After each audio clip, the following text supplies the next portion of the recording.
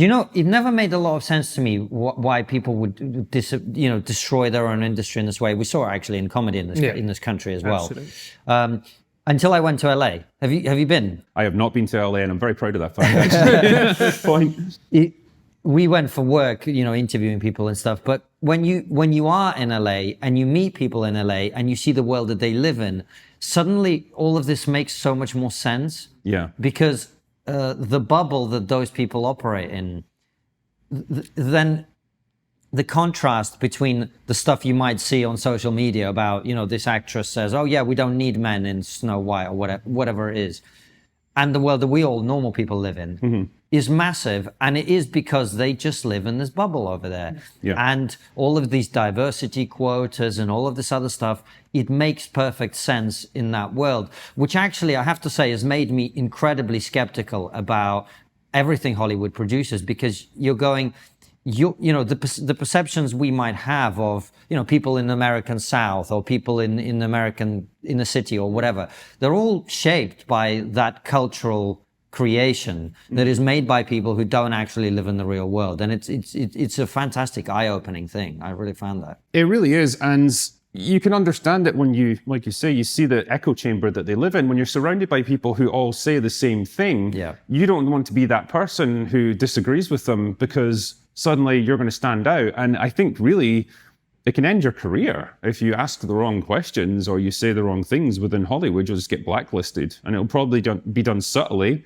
You're not always, it's not public shaming. You'll just stop getting recommended for roles, or you'll stop getting opportunities. And before you know it, you're just closed out of it. And yeah, I've read just really sad stories for people who are used to work in the writers' rooms, for example, for big TV shows or movies.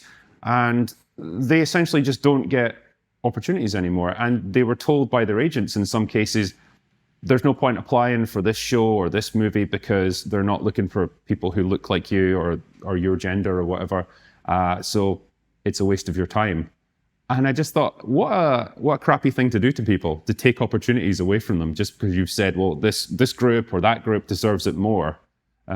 Which is funny, because that is exactly what people used to do to ethnic minorities and to women in the past in Hollywood and elsewhere, right? People would be discriminated against. Yep.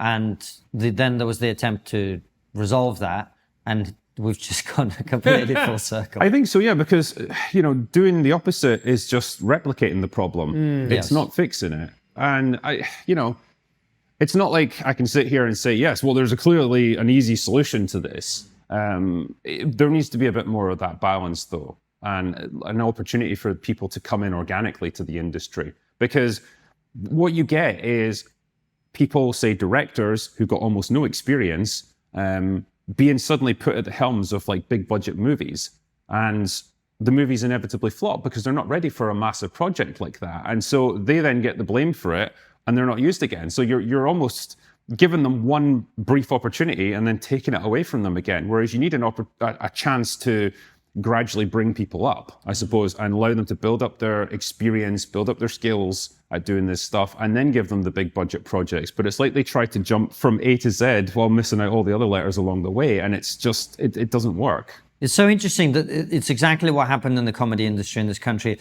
But actually what you're talking about is also true of, I don't know if you saw the affirmative action thing being struck down in America.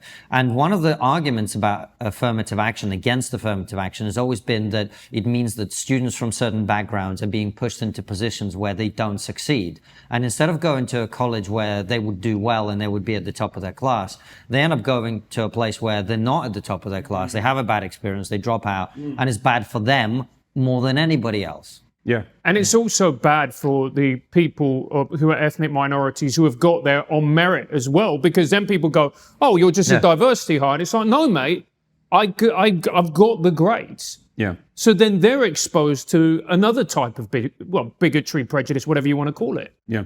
And like I say, I don't know what the easy or quick solution to this is, probably because there isn't one, but trying to just force that solution on people, I don't think it benefits really anyone in the long term.